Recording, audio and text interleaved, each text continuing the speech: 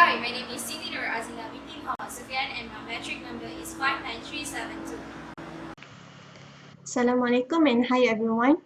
My name is AIMUNI binti AMINUDDin. Hi, my name is Nur Aziz binti Abdul Aziz, matrix number 57181. Hi, my name is Siti Nur SAKINAH binti AHMAD GHAZALI. My matric number is 59373. Malaysia Public Service has done continuous attempt on modernization and transformation since the early years of independence. The economic and financial pressure on the government forced them to start questioning the efficiency and benefits of the traditional public sector and to put into effect some measures that could improve effectiveness and return on investment in public service operations. Service delivery innovation.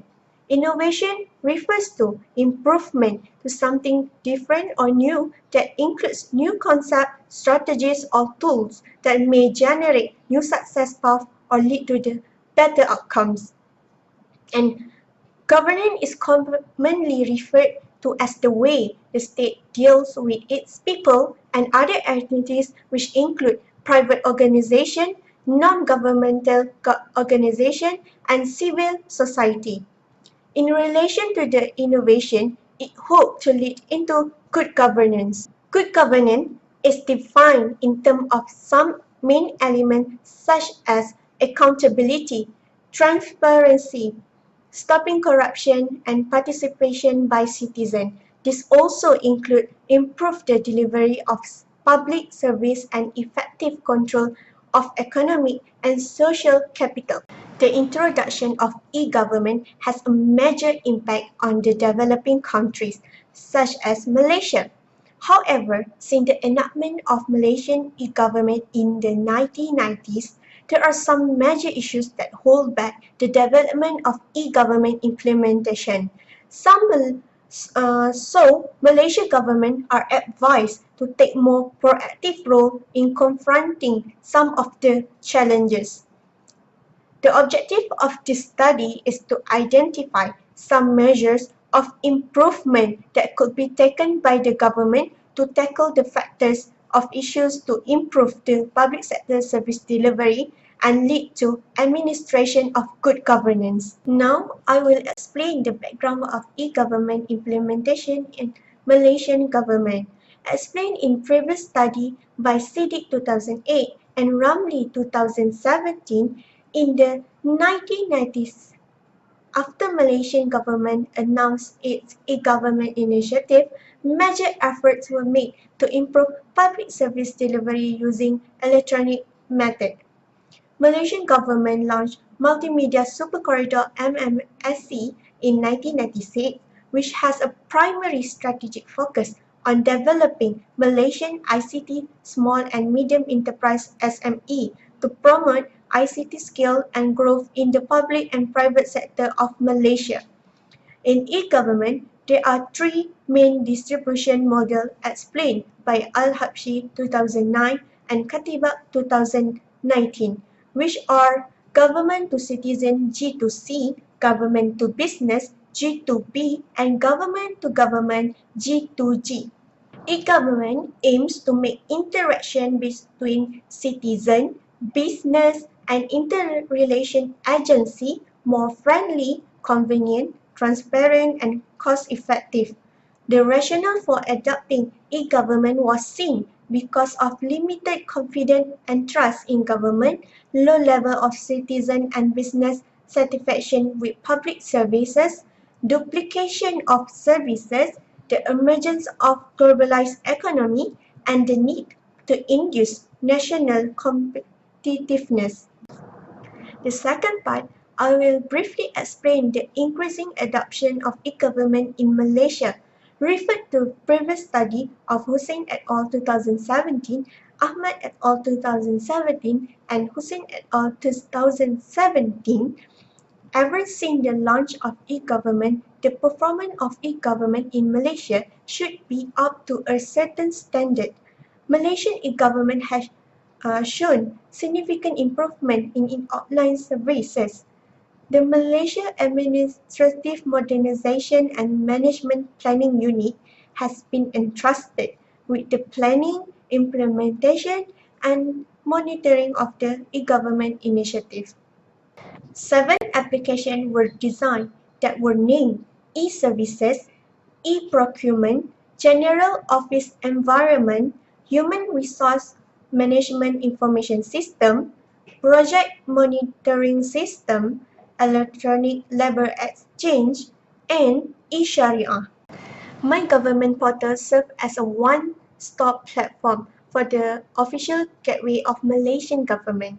Many other e-government services such as e-perolehan, e-tender, sistem MyGST, semakan bayar kontraktor are available through the My Governmental portal.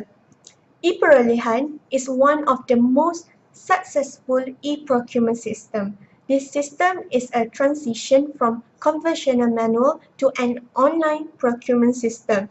E-perolehan involves the relationship between government agency and businesses (G2B). It also provides an online registration between supplier and the Ministry of Finance. Another successful e-government services is MyEG. It serves as an electronic channel to deliver service from government agency to Malaysian citizens and businesses, which are G2C and G2B. Despite all the successful e-government services, e-government is still lacking in some ways, and the overall impact has remained limited.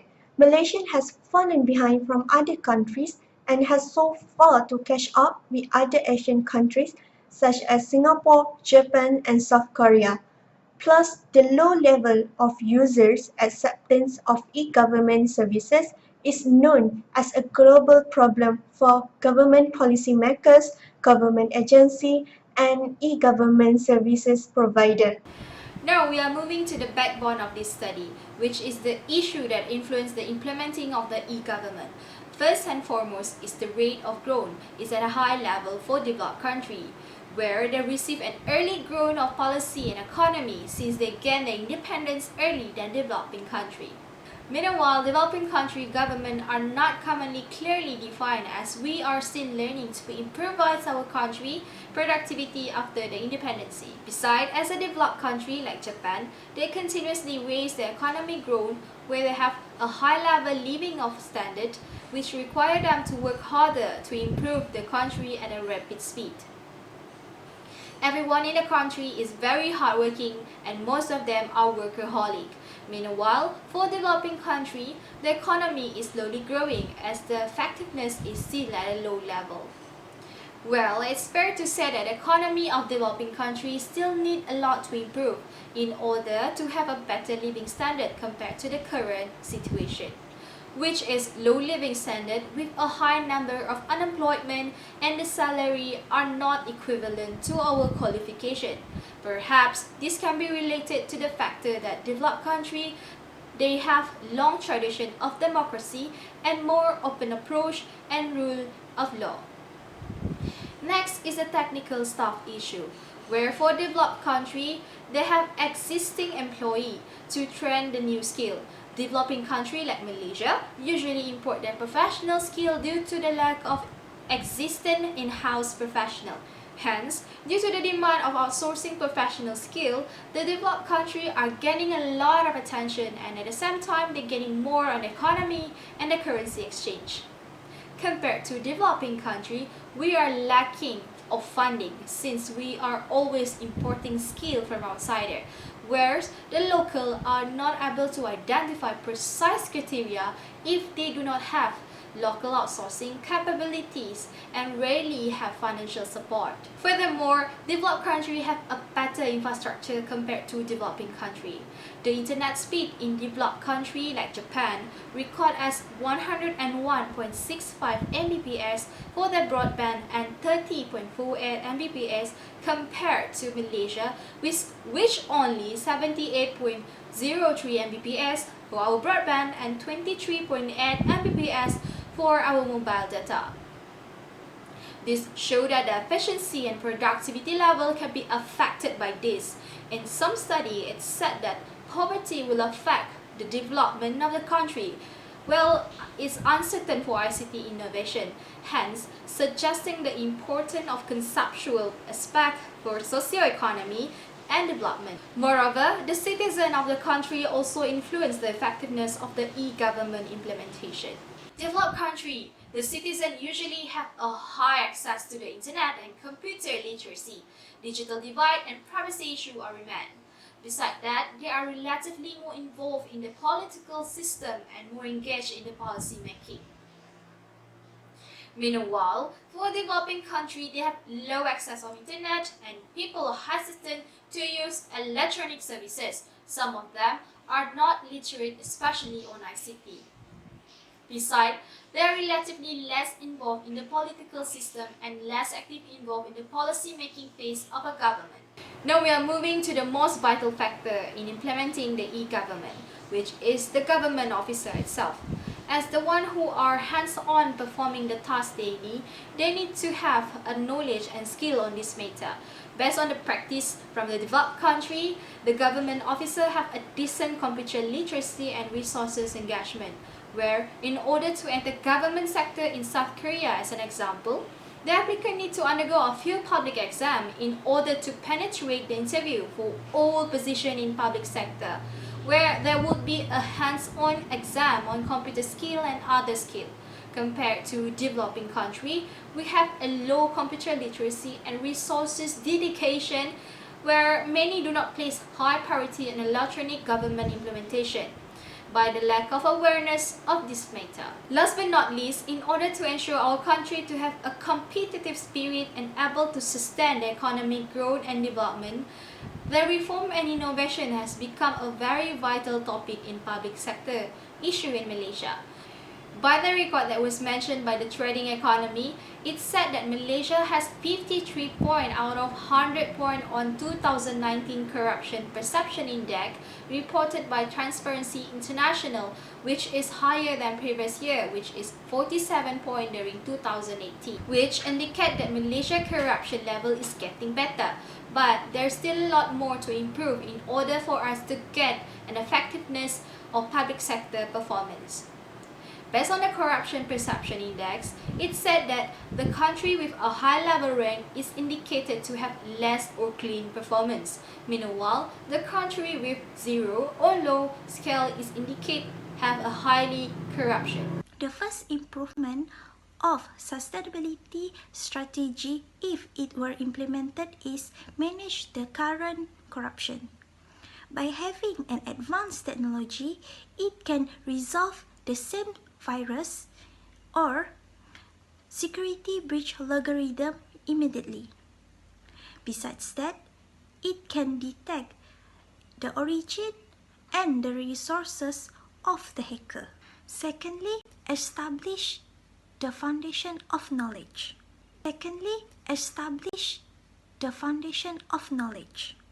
The people that involved in constructing the system and its maintenance must undergo training, stimulation, and education background check. By undergoing an intense training by competent supervisor or trainer, the trainee able to adapt themselves under any high pressure situation when the security breach happen. Thirdly, measure performance and improve data. The reliable and relevant information and performance can be improved significantly. It can reduce the probability of error and negligence when producing the data and information into the system. Fourthly, import and export an IT specialist or expert. We can take this opportunity to learn from them, and this can encourage the government to import an IT expert or send the trainer outside the country to polish and improve their skills, especially from an expert and advanced countries. The government should create a program and sponsor the trainer and send them to outside the country to polish their skills. Fifthly, outsource funding. The government needs to give an extra funding to pay the maintenance because the maintenance usually are costly.